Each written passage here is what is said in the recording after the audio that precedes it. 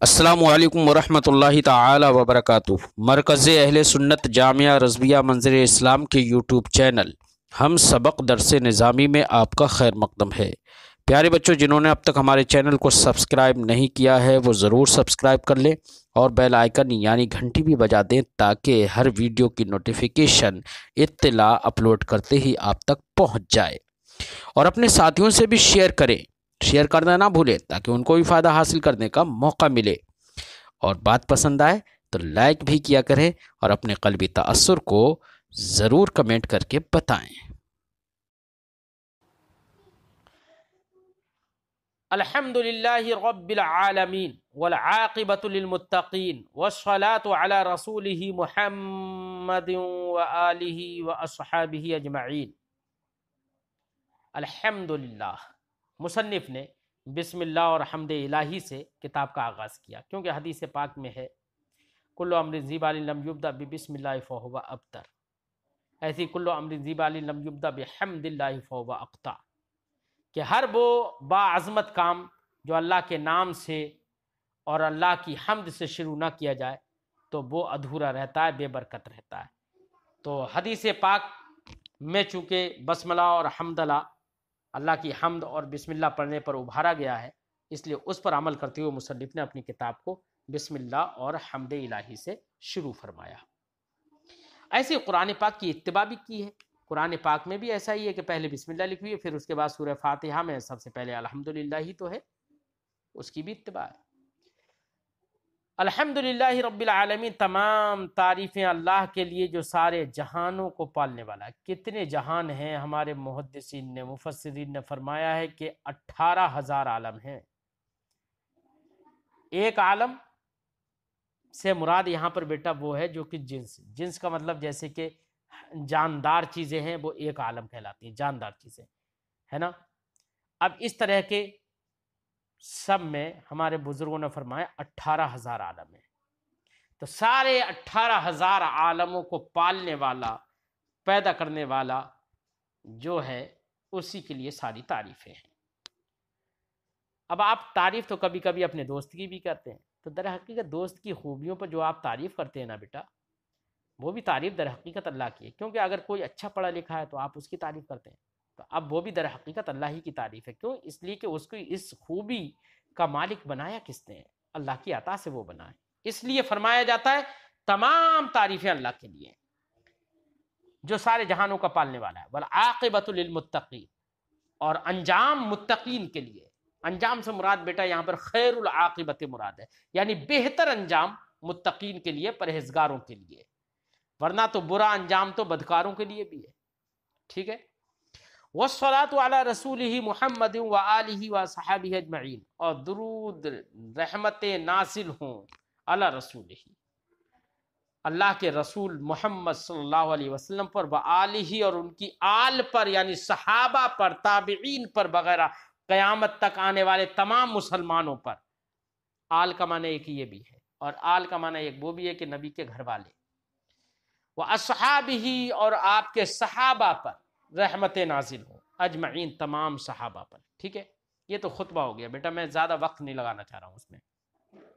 بدع کے اسعدک اللہ فی الدارین، بدع کے اب صاحب کتاب شروع کرنے سے پہلے فرماتے بدع، بدع کا مطلب جان لو، جیسے عربی میں کہتے ہیں نا اعلم، جان لو، انگلش میں کہتے ہیں نا اٹینشن پلیز، دھیان دو، ہے نا۔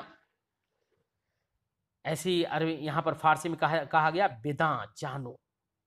اب بیچ میں جملہ دعائیہ لے کر آئے، کیا؟ اسعدک اللہ تعالی فی الدارین، اللہ دونوں جہان میں، دارین میں، دونوں جہان میں، دنیا اور آخرت میں، دونوں میں اللہ تم کو خوش بخت رکھے، تمہیں خوش و خرم رکھے۔ اسعدہ کا تمہیں خوش رکھے، تمہیں فیروز مند کرے، تمہیں سعادت مند بنائے دونوں جہان میں۔ یہ بیچ میں دعائیہ جملہ دے دیا، دعا کر دی پڑھنے والوں کے لیے۔ اب بدع کے تعلق سے، بدع کے کا تعلق جو ہے آگے سے، فرماتے بدع کے جملہ افعال متصرفہ برسے گناہ است۔ فرماتے ہیں کہ تمام افعال متصرفہ 3 قسموں پر ہیں۔ افعال متصرفہ کہہ رہے ہیں بیٹا، یہ فعل آپ نے پڑھ لیا ہے کہ فعل اس کو کہتے ہیں جس سے کسی کام کا ہونا یا کرنا سمجھ میں آئے، ہے نا، اسے فعل کہتے ہیں، اور اس سے کوئی زمانہ بھی سمجھ میں آئے تو اس کو فعل کہتے ہیں۔ فعل بیٹا دو طرح کا ہوتا ہے، ایک فعل وہ ہوتا ہے کہ جس کی بہت ساری گردانیں ہوتی ہیں، ماضی کی بھی گردان ہوتی ہے، مضارع کی بھی گردان ہوتی ہے، امر کی بھی گردان ہوتی ہے۔ تو جس کی بہت ساری گردانیں ہوتی ہیں نا، بہت سارے صیغے بنتے رہتے ہیں، ان کو افعال متصرفہ کہتے ہیں۔ اور کچھ افعال بیٹا ایسے ہوتے ہیں جن افعال کی کچھ گردانیں نہیں ہوتی ہیں، بلکہ ایک صیغہ آ گیا، بس ایک ہی صیغہ کافی ہے، دوسرا کوئی صیغہ ہی نہیں بنتا ہے، امر و نہی وغیرہ کی گردانیں اس سے ہوتی نہیں ہیں۔ تو جن کی گردانیں نہیں ہوتی ہیں بیٹا ان کو افعال غیر متصرف کہتے ہیں۔ مثال دوں، ہم نے کہا ضربا، ضربا ایک گردان ہوئی، ضربا ضربا ضربو فعل ماضی کی گردان، اب اسی سے فعل مضارع بنا لیں گے، اضرب فعل مضارع بنائیں گے، یضرب یضربان یضربون الی آخر، اسی سے فعل امری بھی بنا لیتے ہیں، اضرب اضربا اضربو، اسی سے فعل نہیں بھی بنا لیتے ہیں، لا تضرب لا تضربا لا تضرب، سب گردانیں ہوتی چلی جا رہی ہیں۔ تو اب ضربا جو ہے وہ فعل متصرف کہلائے گا، کیونکہ گردانیں امر و نہی ماضی وغیرہ کی گردانیں ہو رہی ہیں۔ اور وہیں پر ہم نے کہا بئسا، اور ہم نے کہا بئسا، تو بئسا کا معنی کیا ہی برا ہے، فعل ضم ہے، یہ کیا ہے، فعل ضم۔ ایسی سا، یہ بھی فعل ضم ہے، لیسا یہ فعل ناقص ہے، اس کی بھی ساری گردانیں نہیں ہوتی ہیں، نہ ماضی کی گردان نہیں، مضارع کے نہیں، امر کی گردان نہیں ہوتی ہے، جب ساری گردانیں نہیں ہوتی ہیں تو یہ جو ہم نے الفاظ بتائے یہ الفاظ افعال غیر متصرفہ کہلاتے ہیں، یعنی ایسے افعال جن کی گردانیں نہیں ہوتی ہیں۔ اب یہاں پر صاحب کتاب افعال متصرفہ کے بارے میں بتا رہے ہیں کہ افعال متصرفہ یعنی وہ افعال جن کی گردانیں ہوتی ہیں، ان افعال کی تین قسمیں ہیں۔ ایسے افعال تین قسموں پر ہوتے ہیں، ایک ماضی، ایک مضارع، بلکہ مضارع نہیں کو ماضی، مستقبل اور حال۔ جن افعال، اب فعل اسی کو کہتے ہیں، فعل کی تعریف تو آپ کو سمجھ میں آ گئی کہ فعل وہ اس لفظ کو کہتے ہیں جس سے کوئی نہ کوئی کام کا ہونا یا کرنا سمجھ میں آئے، ساتھ ہی ساتھ زمانہ بھی سمجھ میں آئے۔ اب یہ زمانہ بیٹا چونکہ اس میں زمانہ سمجھ میں آتا ہے فعل کے اندر، تو فعل متصرف کی پھر تین قسمیں بتا رہے ہیں، ماضی، مستقبل، حال۔ اب جب زمانہ سمجھ میں آئے گا تو یا تو گزرا ہوا زمانہ سمجھ میں آئے گا، گزرا ہوا زمانہ سمجھ میں آئے گا تو اس کو فعل ماضی کہہ دیں گے، موجودہ زمانہ سمجھ میں آئے تو اس کو فعل حال کہہ دیں گے، اور آنے والا زمانہ سمجھ میں آئے تو اسی کو فعل مستقبل کہہ دیں گے۔ تو یہی تین قسمیں ہو گئی فعل متصرف کی، ماضی، مستقبل اور حال، ٹھیک ہے؟ تو تین یہ قسمیں ہو گئیں، آپ لوگ پڑھ چکے ہیں اس سے پہلے، ماضی و مستقبل، حال۔ یہ فرماتے ہیں جملہ افعال متصرفہ برسہ گونا است، سارے افعال متصرفہ تین قسموں پر ہیں، برسہ گونا، گونا کا معنی ہوتا ہے قسم، سارے افعال متصرفہ تین قسموں پر ہیں، ماضی و مستقبل و حال۔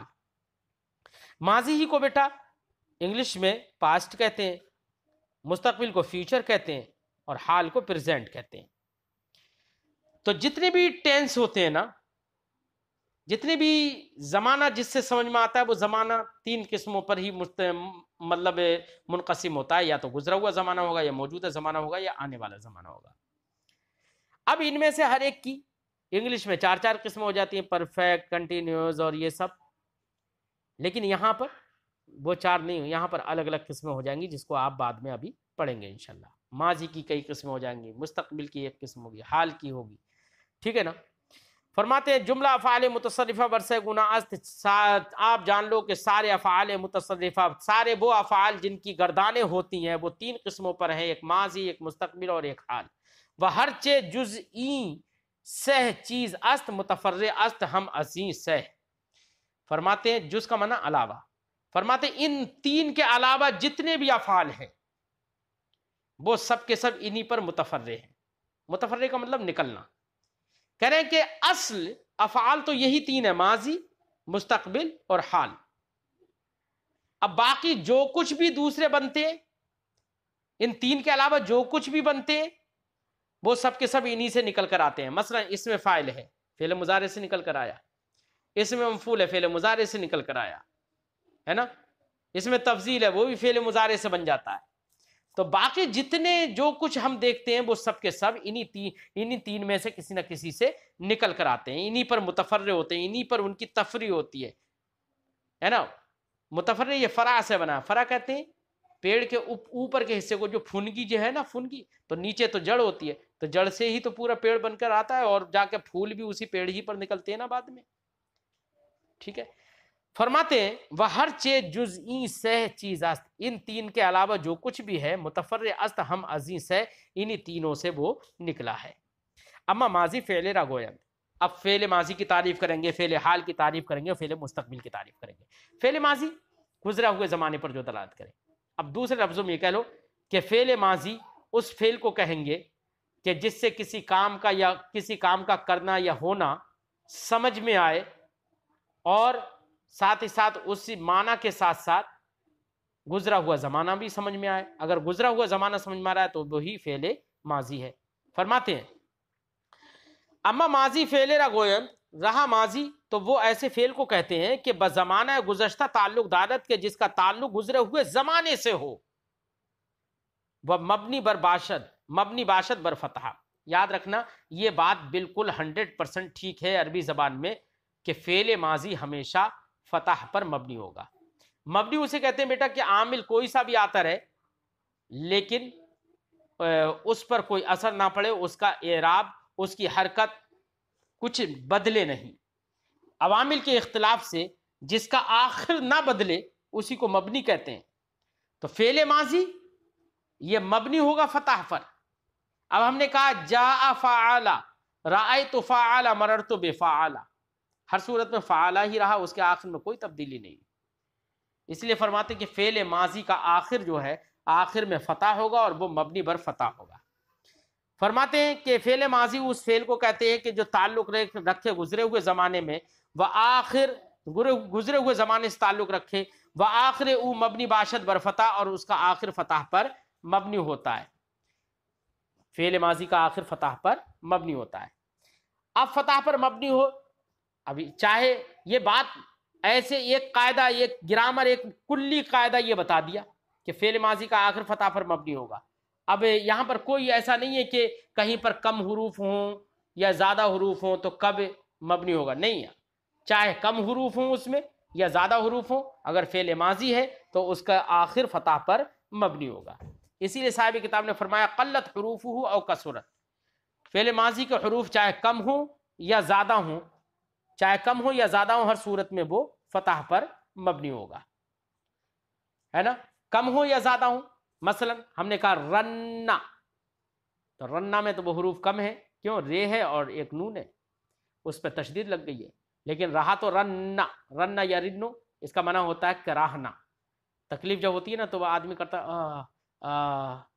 اس طریقے سے بولتا ہے نا، تو اسی کو عربی زبان میں کہتے ہیں رنا یا رنو۔ رنین، رنین کا معنی ہوتا ہے بچے کے کراہنے کی آواز، ٹھیک ہے نا۔ تو یہاں پر تو صرف 3 ہی حرف ہے۔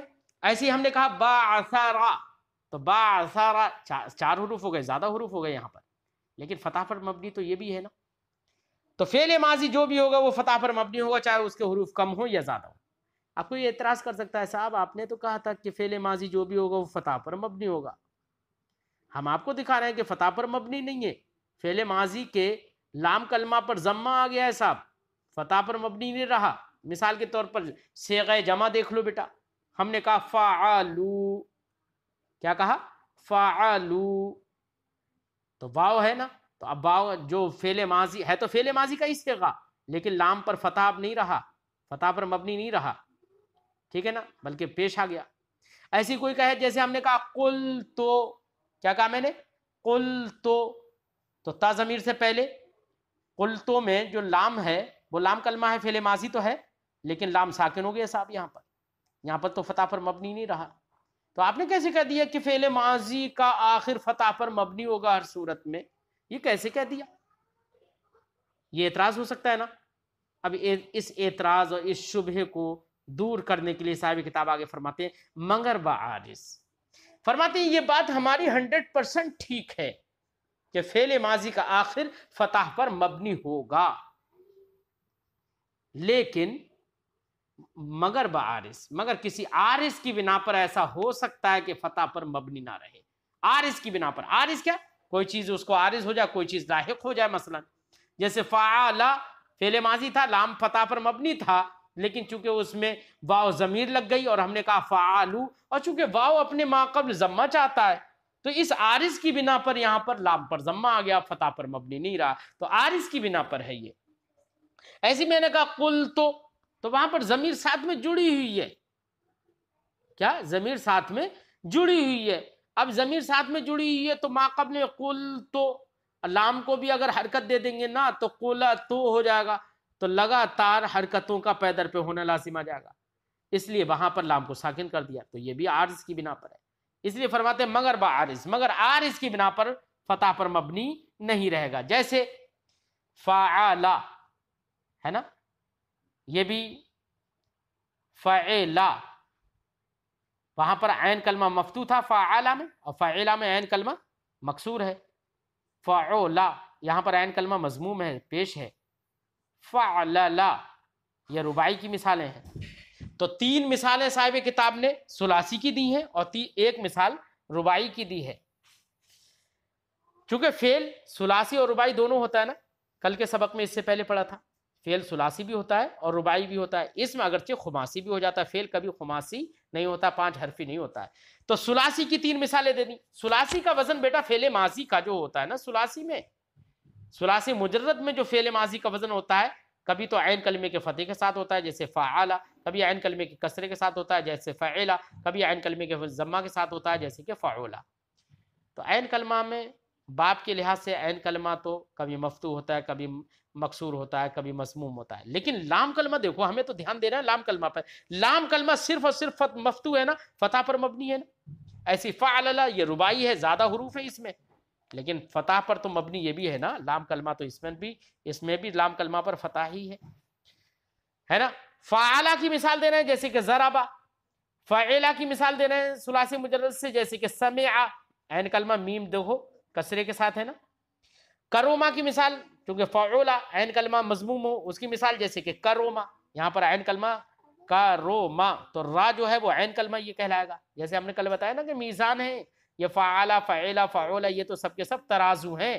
اب فا کے مقابلے میں کوئی حرف آئے تو وہ فا کلمہ کہلائے گا، عین کے مقابلے میں کوئی حرف کسی لفظ میں آئے تو وہ عین کلمہ کہلائے گا، اور لام کے مقابلے میں کوئی حرف آئے کسی کلمے میں تو اس کو لام کلمہ کہیں گے۔ تو سمع میں میم عین کلمہ یہاں پر مکسور ہے یعنی کسرہ آ گیا ہے۔ کروما میں را عین کلمہ ہے، اس پر ضمہ آ گیا ہے۔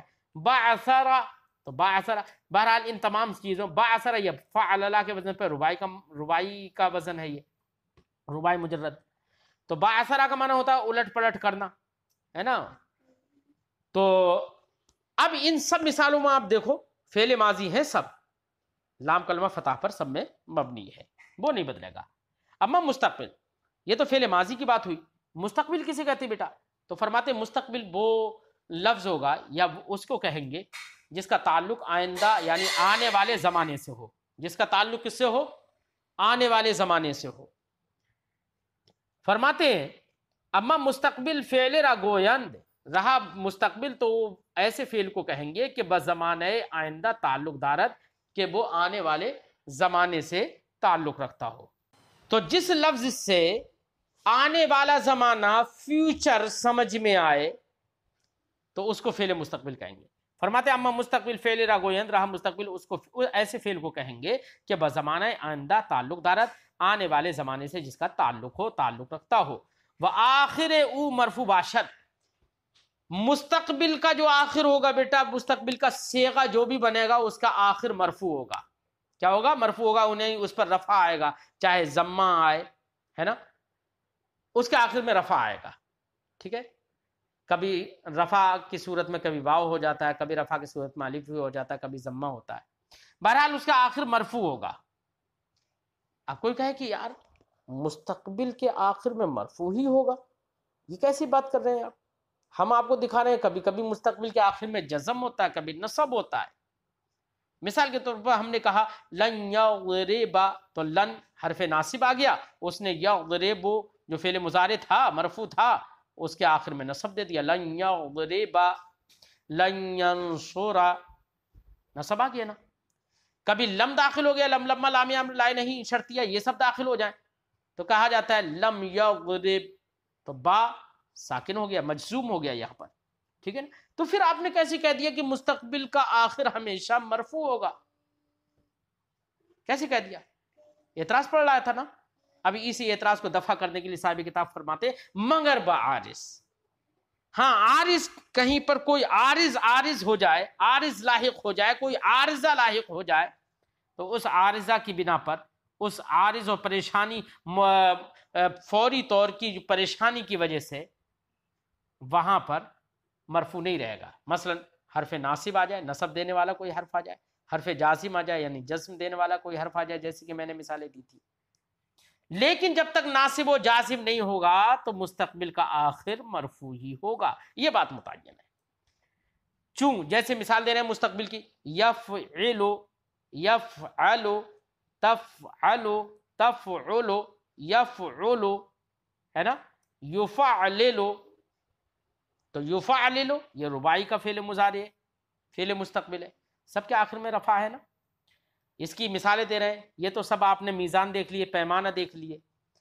اس کی مثال دے رہے ہیں جیسے یضرب، یسمع، یضرب یفعل کے وزن پر، یسمع یفعل کے وزن پر، یکرم یفعل کے وزن پر، یبعثر، ہے نا، کس کے، یفعلل کے وزن پر. یہ تو ماضی کی تعریف ہو گئی، مستقبل کی تعریف ہو گئی، حال کی تعریف کر رہے ہیں. فرماتے اما حال فعل را گویان کے بزمانہ موجودہ تعلق دار. حال بیٹا پریزنٹ کو کہتے ہیں نا، پریزنٹ میں موجودہ زمانہ سمجھ میں آتا ہے، ٹھیک ہے نا. تو فرماتے ہیں کہ حال ایسے فعل کو کہتے ہیں جو موجودہ زمانے سے تعلق رکھے، بزمانہ موجودہ تعلق دار، جو موجودہ زمانے سے تعلق رکھتا ہو. فرماتے ہیں وہ صیغہ حال ہم چون صیغہ استقبال است. فرماتے ہیں کہ حال کا صیغہ بھی استقبال ہی کے صیغے کی طرح ہے. جیسے کہ حال کا استقبال کا صیغہ ہمیشہ مرفوع ہوتا ہے، ہاں اگر حرف ناصب حرف جازم آ جائے تو وہ منصوب یا مجزوم ہو جاتا ہے، ویسے ہی حال کا صیغہ بھی ہمیشہ مرفوع ہوتا ہے، ہاں اگر عامل ناصب اور عامل جازم اگر آ جائے تو وہ منصوب یا مجزوم ہو جاتے ہیں. تو اس کا مطلب یہ کہ صیغہ استقبال یعنی مستقبل کا صیغہ اور حال کا صیغہ، دونوں کا صیغے یکساں رہتے ہیں، ایک سے ہی ہوتے ہیں. معنی کے اعتبار سے کسی دوسرے لفظ کو داخل کرنے کے اعتبار سے ان کے معنی میں فرق ہو جاتا ہے. جیسے ہم نے کہا یفعلو، اس کے فعل مضارع کے اندر دونوں معنی ہوتے ہیں بیٹا. یفعلو وہ کرتا ہے، یہ بھی معنی ہو جائے گا، تو کرتا ہے یہ موجودہ زمانے کا معنی ہو جائے گا، حال ہو گیا. اور اسی کا ترجمہ ہم یہ بھی کر سکتے ہیں کرے گا، یہ بھی معنی کر سکتے ہیں، تو یہ مستقبل کا ہو گیا. تو اس سے سمجھ میں آیا کہ حال اور مستقبل دونوں کے صیغے یکساں ہیں. اب آپ کو کرنا ہے کسی لفظ کو خاص کرنا ہے، تو فعل مضارع بیٹا حال کے لیے بھی آتا ہے، مستقبل کے لیے بھی آتا ہے. لیکن اگر آپ کو فعل مضارع کو کسی حال کے ساتھ خاص کرنا ہے تو حال کی کوئی نہ کوئی علامت لگا دینا پڑے گی. مستقبل کے ساتھ اگر اس کو خاص کرنا ہے تو مستقبل کی کوئی نہ کوئی علامت لگا دینا پڑے گی. جب مستقبل کی کوئی علامت لگ جائے گی تو اب ایسی صورت میں اس سے حال مراد نہیں ہوگا. تو ایسی صورت میں لہذا ہم نے یفعلو کہا، اب یفعلو پہ ہم نے سوف لگا دیا اور ہم نے کہا سوف یفعلو. تو سوف یفعلو، اب یہ سوفا یا سین وغیرہ یہ سب کے سب مستقبل کے لیے کرنے کے لیے آتے ہیں. تو سوف یفعلو کہہ دیا تو اب یفعلو فعل مضارع میں اب حال کا احتمال ختم ہو گیا. فرماتے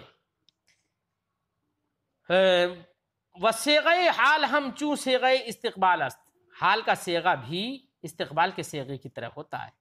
وَأَظْهَرْ یک عظیم ماضی و مضارع چہاردہ کلمہ بیرون می آیند. اب صاحب کتاب فرماتے ہیں کہ دیکھو آپ نے ٹینس 3 قسم کے پڑھ لیے، آپ نے زمانہ 3 طریقے کا پڑھ لیا، ماضی، حال، مستقبل. فرماتے ہیں ان تینوں میں سے ہر ایک کے 14 صیغے بن جاتے ہیں بیٹا، 14 صیغے. عربی زبان میں 14 صیغے بنتے ہیں، ہر ایک کے 14 صیغے آتے ہیں. ماضی کے 14 صیغے، مضارع کے 14 صیغے، ٹھیک ہے نا. اور مضارع میں تو حال بھی داخل ہے اور مستقبل بھی داخل ہے جیسے کہ میں نے ابھی بتایا. تو کہہ رہے ہیں ماضی کے بھی 14 صیغے آتے ہیں، مضارع کے بھی 14 صیغے آتے ہیں. کیسے 14 صیغے آتے ہیں؟ تھوڑا سا دھیان دو. عربی زبان میں 1 کے لیے الگ صیغہ ہوتا ہے، 2 کے لیے الگ صیغہ ہوتا ہے اور 3 کے لیے الگ صیغہ ہوتا ہے. یہ یاد رکھنا. عربی زبان میں مذکر یعنی میل کے لیے الگ صیغہ ہوتا ہے اور فیمیل یعنی مؤنث کے لیے الگ صیغہ ہوتا ہے. ٹھیک ہے. تو سب سے پہلے تو آپ 3 طرح کے سمجھ لو بیٹا. آپ نے انگلش میں پڑھا ہوگا first person, second person, third person. یہ first person, second person, third person جو آپ نے پڑھے ہیں نا, انہی کو فرسٹ پرسن کو عربی میں یا فارسی میں بیٹا متکلم کہتے ہیں. سیکنڈ پرسن جس سے ہم بات کرتے ہیں, بات کرنے والا تو فرسٹ پرسن کہلاتا ہے. سیکنڈ پرسن وہ ہوتا ہے جس سے بات کی جاتی ہے, اسی کو سیکنڈ پرسن ہی کو عربی یا فارسی میں مخاطب یا حاضر کہتے ہیں. اور تھرڈ پرسن اسے کہتے ہیں جس کے بارے میں بات کی جاتی ہے, اسی کو یہاں پر غائب کہتے ہیں. تو بیٹا یہ کتنے طرح کے ہو گئے؟ متکلم, حاضر, غائب. 3 طرح کے ہو گئے نا. اب تینوں میں سے ہم نے بتایا تھا کہ واحد کے لیے الگ صیغہ آتا ہے, تثنیہ 2 کے لیے الگ صیغہ آتا ہے, کئی کے لیے الگ صیغہ آتا ہے. تو بیٹا فرسٹ پرسن میں ایک کے لیے ایک صیغہ ہو گیا, 2 کے لیے الگ صیغہ ہو گیا, 3 یا 3 سے زیادہ کے لیے الگ صیغہ ہو گئے. تو 3 صیغے ہو گئے فرسٹ پرسن میں. اب یہی 3 صیغے جو ہم نے میل کے لیے مانے, یہی فیمیل کے لیے 3 صیغے الگ مانیں گے. تو فرسٹ پرسن کے 6 صیغے ہو گئے نا. ایسے ہی سیکنڈ پرسن کے یعنی حاضر کے بھی 3 صیغے ہوں گے کہ سامنے والا جس سے ہم بات کر رہے ہیں وہ یا تو 1 ہوگا یا 2 ہوں گے یا 3 یا 3 سے زیادہ ہوں گے. تو 1 کے لیے ایک صیغہ, 2 کے لیے دوسرا صیغہ, اور 3 یا 3 سے زیادہ کے لیے تیسرا صیغہ. تو سیکنڈ پرسن کے لیے بھی 3 صیغے ہو گئے. اب سیکنڈ پرسن میں بھی دیکھنا پڑے گا میل اور فیمیل. اگر میل ہے تو میل کے لیے 3 صیغے, اور فیمیل ہے تو 3 صیغے فیمیل کے لیے ہو جائیں گے. تو کل 6 صیغے اس کے ہو گئے حاضر کے, اور 6 صیغے ہم نے کس کے بتائے تھے؟ متکلم کے. ایسے ہی غائب یعنی تھرڈ پرسن جس کے بارے میں ہم بات کر رہے ہیں, وہ اس میں بھی یہی بات ہوگی کہ جس کے بارے میں ہم بات کر رہے ہیں یا تو وہ 1 ہوگا یا 2 ہوں گے یا 2 سے زیادہ ہوں گے. اگر 1 ہے تو 1 کے لیے 1 صیغہ آ جائے گا, 2 کے لیے 1 صیغہ آ جائے گا, اور 3 یا 3 سے زیادہ ہے اس کے لیے 1 صیغہ آ جائے گا. تو 3 صیغے ہو گئے. اب یہ 3 صیغے میل کے لیے ہوں گے اور 3 ہی صیغے فیمیل کے لیے ہوں گے. تو تھرڈ پرسن کے بھی 6 صیغے ہو گئے نا. اب کل سے فرسٹ, سیکنڈ, تھرڈ یہ 3 ہوئے, اور تینوں میں سے ہر ایک کے 6 صیغے ہیں. تو 6 تیاں 18, 6 into 3 18. تو یہ کل 18 صیغے ہو گئے بیٹا. تو عقل تو یہ چاہتی کہ 18 صیغے ہوں, ٹھیک ہے نا. لیکن ہوتا کیا ہے؟ ہوتا یہ ہے بیٹا, جو فرسٹ پرسن جس کو ہم نے کہا تھا نا, جو بات کرنے والا ہوتا ہے, تو متکلم کے لیے عربی زبان میں مذکر یعنی میل اور فیمیل دونوں کے لیے ایک ہی صیغہ آتا ہے. یعنی واحد مذکر کا بھی ایک صیغہ آتا ہے اور واحد مؤنث کا بھی ایک ہی صیغہ آتا ہے. تو ایک صیغہ کم ہو گیا بیٹا, مذکر اور مؤنث دونوں کے لیے واحد ہی کا صیغہ آتا ہے. اچھا, فرسٹ پرسن میں یعنی متکلم کا تثنیہ کا صیغہ الگ سے آتا ہی نہیں ہے, بلکہ جو جمع کا صیغہ ہے وہی تثنیہ کے لیے استعمال ہو جاتا ہے. تو تثنیہ کے 2 صیغے ختم ہو گئے, ٹھیک ہے. واحد کا 1 صیغہ ختم ہو گیا, ٹھیک. تو کل 3 صیغے یہ ختم ہو گئے. تو 18 میں سے 3 کم کر دو, 15 صیغے بچیں گے نا. جب 15 صیغے بچیں گے تو اب 1 صیغہ اور کم کر دیں گے. کیسے 1 صیغہ؟ اس طور سے کم کر دیں گے کہ نا, جب ہم تثنیہ وہ غائب کا جب ہم تثنیہ بناتے ہیں نا, تو دونوں میں ایک سی ہی تثنیہ آتی ہیں. فعلا, فعلا, فعلو, فعلت, فعلتا, فعلنا, فعلتا, فعلتما, فعلتم, فعلتی, فعلتما, فعلتنا. تو مذکر حاضر کی تثنیہ مذکر حاضر کا فعلتما ہے, ایسی ہی تثنیہ مؤنث حاضر کا بھی فعلتما ہے. تو دونوں صیغے ایک سے ہیں, تو دونوں میں جب دونوں صیغے ایک سے ہیں تو ایک وہاں پر کم کر دو. تو 4 صیغے کم ہو گئے, بچے کتنے؟ 14. صاحب کتاب بتائیں گے کہ 14 صیغے آتے ہیں. فرماتے ہیں وَأَزْهَرْ يَكِ ازی ماضی و مضارع چہاردہ کلمہ بیرون می آیند. ماضی مضارع ان میں سے ہر ایک سے 14 کلمے نکل کر آتے ہیں, 14 صیغے باہر نکل کر آتے ہیں, 14 صیغے بنتے ہیں. سے ازاں مر مذکر غائب است, مر کا مطلب ہوتا ہے خاص کر، لیکن یہاں پر محض تحسین کلام کے لیے بڑھا دیا گیا ہے، اس کا معنی میں کوئی دخل نہیں ہے۔ فرماتے سے ازاں 3 صیغے تو مذکر غائب کے ہوتے ہیں، ہے نا، مذکر غائب را است، 3 صیغے مذکر غائب کے ہیں۔ اب مذکر غائب کے واحد مذکر غائب، تثنیہ مذکر غائب، جمع مذکر غائب، 3 صیغے ہو گئے نا۔ وسے ازاں مر مؤنث غائب را است، اور 3 صیغے مؤنث غائب کے بھی ہوتے ہیں، واحد مؤنث غائب، تثنیہ مؤنث غائب، جمع مؤنث غائب، 6 صیغے ہو گئے۔ فرماتے ہیں وسے ازاں مر مذکر حاضر است، 3 صیغے مذکر حاضر کے ہوتے ہیں، واحد مذکر حاضر، تثنیہ مذکر حاضر، جمع مذکر حاضر، ٹھیک ہے۔ وسے ازاں مر مؤنث حاضر را است، اور 3 صیغے مؤنث حاضر کے ہوتے ہیں، اب واحد مؤنث حاضر کا ایک، تثنیہ مؤنث حاضر کا ایک، جمع مؤنث حاضر کا ایک، تو کل کتنے ہو گئے؟ 6 دونا 12، 12 صیغے ہو گئے۔ و2 ازاں مر حکایت نفس متکلم را است، اور فرماتے ہیں 2 صیغے حکایت نفس متکلم کے ہوتے ہیں، یعنی جس کو ہم فرسٹ پرسن کہتے ہیں، کیونکہ متکلم اپنی نفس کی بات، اپنے دل کی بات کہتا ہے نا، تو اس لیے اس کو حکایت نفس متکلم کہہ رہے ہیں۔ و2 ازاں 2 صیغے ان میں سے مر حکایت نفس متکلم را است، خاص کر متکلم کے، نفس متکلم کے لیے 2 ہوتے ہیں، 2 صیغے متکلم کے ہو گئے، تو 12 وہ صیغے اور 2 صیغے متکلم کے، تو کل کتنے صیغے ہو گئے؟ 14 صیغے ہو گئے بیٹا۔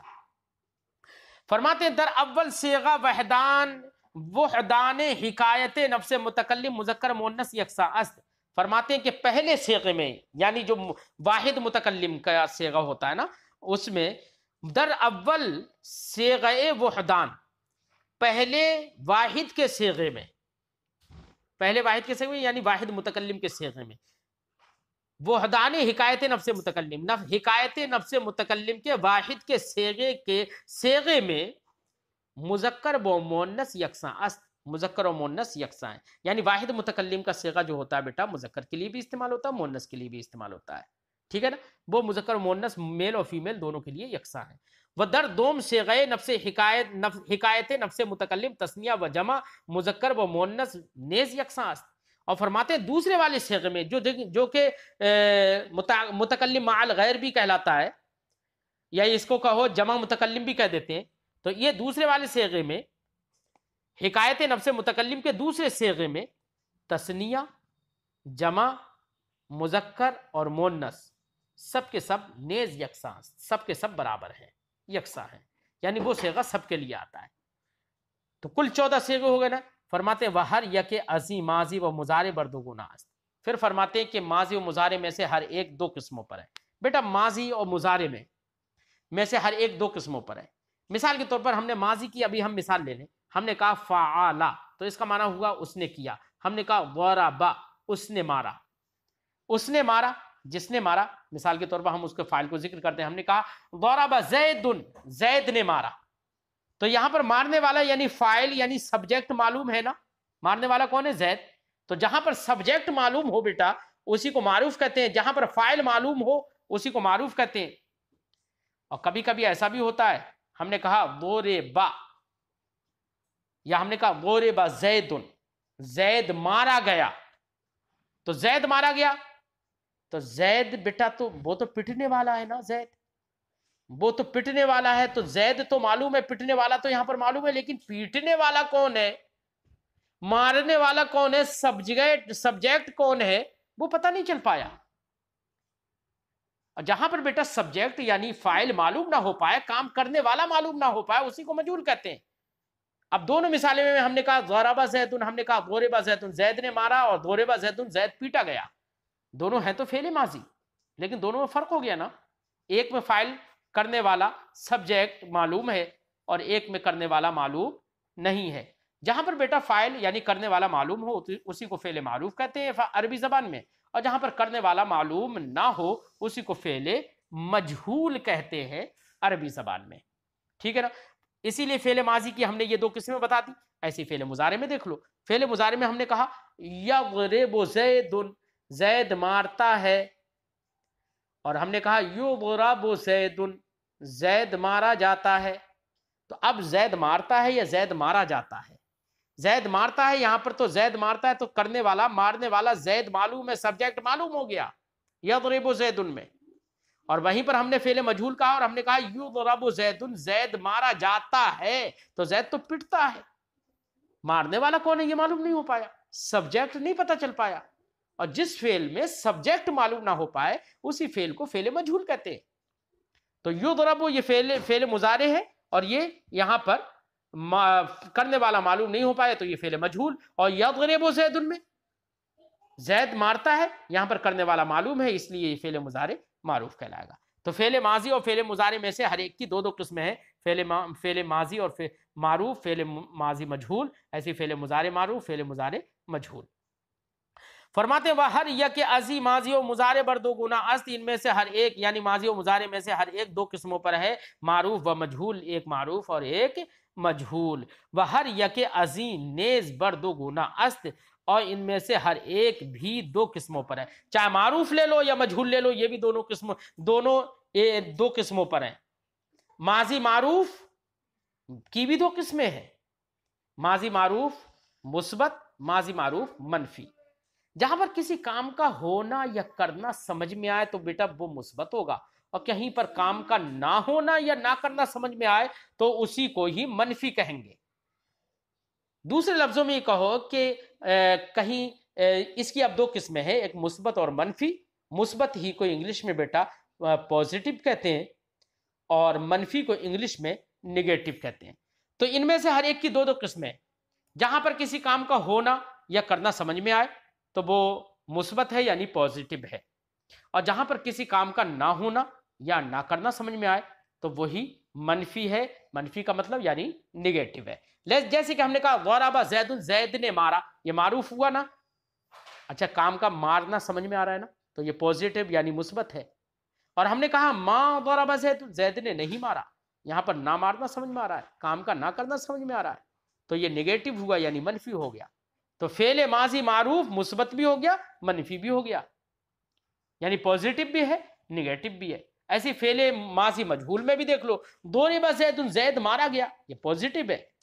ما ضرب زید، زید نہیں مارا گیا، یہ نگیٹو ہے۔ ایسی فعل مضارع میں دیکھ لو، یضرب زید، زید مارتا ہے، یہ معروف پازیٹیو ہے، مثبت معروف ہے، اور یضرب زید، زید مارا جاتا ہے، یہ مثبت مجہول ہے یعنی پازیٹیو ہے نا، اور مجہول ہے جس کا کرنے والا معلوم نہیں ہے، سبجیکٹ معلوم نہیں ہے۔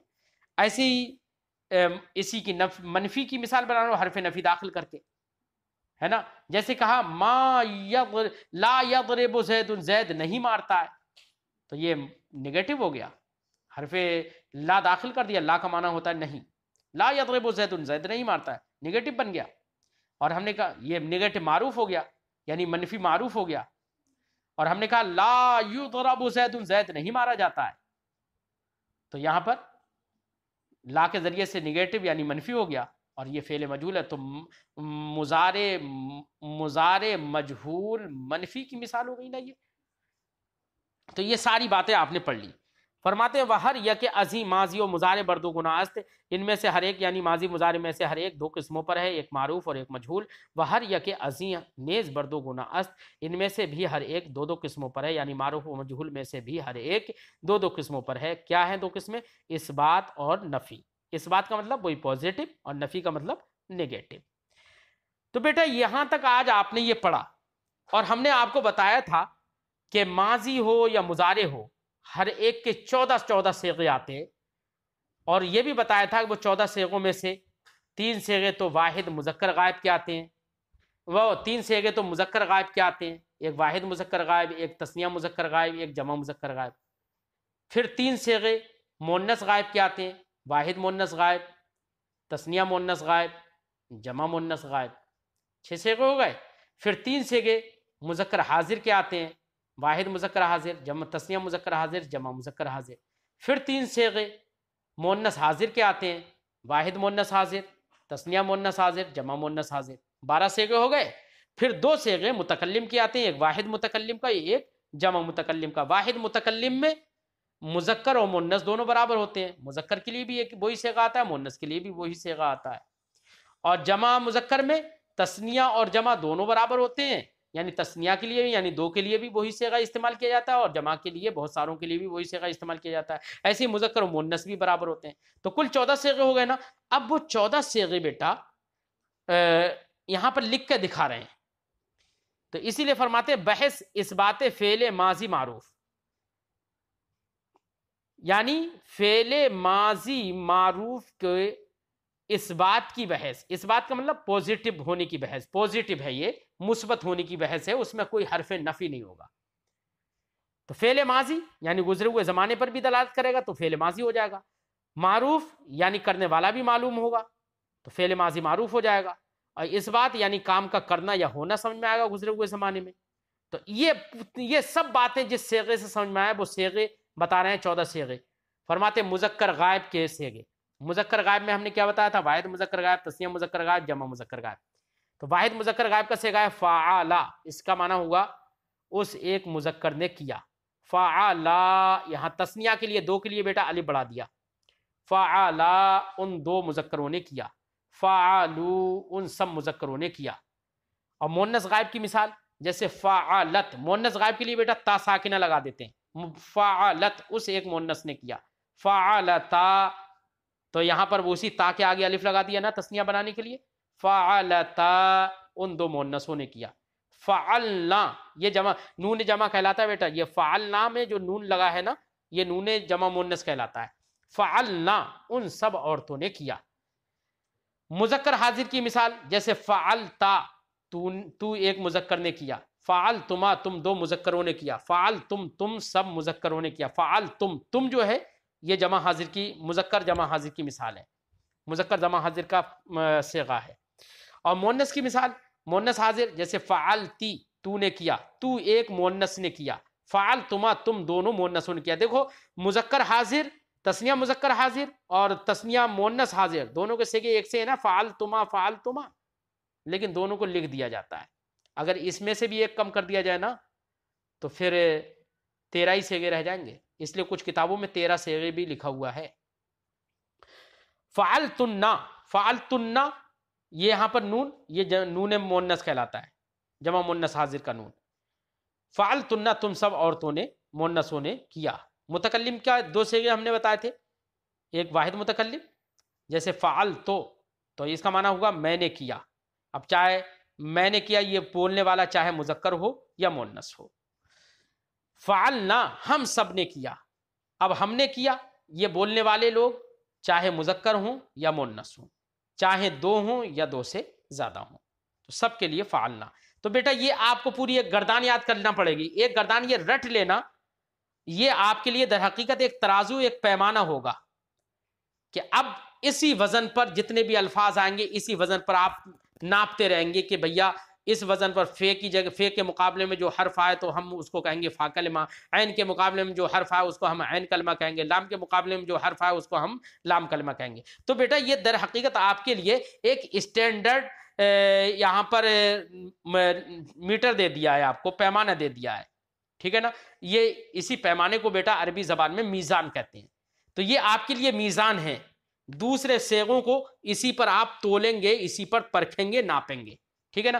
تو یہ مذکر غائب کے 3 صیغے، مؤنث غائب کے 3 صیغے، مذکر حاضر کے 3 صیغے، مؤنث حاضر کے 3 صیغے، متکلم کے 2 صیغے، یہ بیٹا آپ کو رٹ لینا ہے۔ کیسے رٹ لینا؟ بالکل اس طریقے سے، ایسے رٹ لینا جیسے کہ سورہ فاتحہ ہم پڑھتے ہیں الحمدللہ رب العالمین الرحمن الرحیم مالک یوم الدین، اس طریقے سے، مطلب بغیر سوچے سمجھے بول دو۔ کیسے رٹنا ہے؟ فعل فعلا فعلوا فعلت فعلتا فعلنا فعلتا فعلتما فعلتم فعلتی فعلتما فعلتن فعلتو فعلنا، اس طریقے سے رٹ لینا ہے۔ ایک گردان رٹ جائے گی نا تو ساری گردانیں آپ آسانی سے کر لو گے۔ تو مجھے امید ہے کہ کل آپ رٹ کے مجھے سنا بھی دو گے یہ گردان، ٹھیک ہے۔ اللہ حافظ۔